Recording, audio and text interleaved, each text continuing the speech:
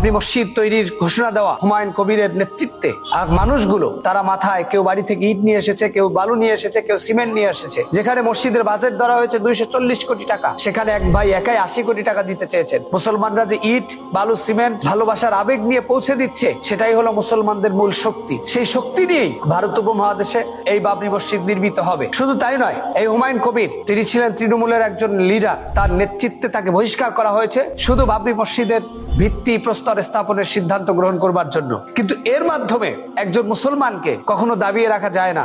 আল্লাহ বলেছে, ইযা জাআ নাসরুল্লাহি ওয়াল ফাত, মুসলমানদের বিজয় নিশ্চিত।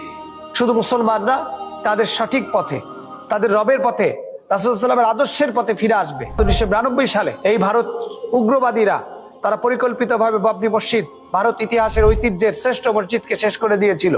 অথচ ভারত উপমহাদেশ মুসলমানরা 500 বছর শাসন করেছে। তাদের মাধ্যমে একটি মন্দির, একটি গির্জা, কোনো কিছু ক্ষতিগ্রস্ত হয়নি। অথচ সেই মুসলমানদেরকে পরিকল্পিতভাবে এক নোংরা ধিকৃত আক্রমণের মাধ্যমে ইতিহাস বিকৃত করে বাবরি মসজিদের মতো একটি শ্রেষ্ঠ মসজিদকে তারা ধ্বংসের দ্বার প্রান্তে নিয়ে গিয়েছে। কিন্তু মুসলমানরা তার মাধ্যমে একটু বিচলিত হয়নি। সাময়িক সময়ে হয়তো মুসলমানদের ধাক্কা লেগেছে, হৃদয়ে ব্যথা, কষ্ট আর বিয়োগ ব্যথায় মুসলমানরা অসুস্থ হয়েছে, কিন্তু আল্লাহর সিদ্ধান্তের কাছে মুসলমানরা বিচলিত হয়নি। আমরা স্পষ্ট ভাষায় বলতে বাধ্য হচ্ছি, মুসলমানরা যে বাবরি মসজিদের ভিত্তিপ্রস্তর ধ্বংস করে দিয়ে যারা মুসলমানদেরকে দাবাতে চেয়েছিল, এই ভিত্তিপ্রস্তর স্থাপনের মাধ্যমে সেই মুসলমানদের বিজয় আবার সুনিশ্চিত হচ্ছে। সারা ভারত উপমহাদেশেই ইসলামের পতাকা পথ করে উঠবে।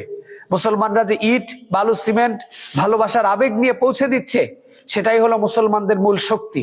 সেই শক্তি নিয়েই ভারত উপমহাদেশে এই বাবরি মসজিদ নির্মিত হবে। আমরা যারা বাহিরে আছি, অর্থাৎ ভারতের বাহিরে, আমরা সকলে দোয়া করি যেন হুমায়ুন কবির তার নেতৃত্বে এই ভিত্তিপ্রস্তর স্থাপনের মাধ্যমে বাবরি মসজিদ তৈরি করতে পারে। যারা অর্থ দিয়ে পারি সহযোগিতা করব। আল্লাহ তাআলা আমাদের বিজয় সুনিশ্চিত করার মাধ্যমে ইসলামের বিজয় আল্লাহ তাআলা দান করুক।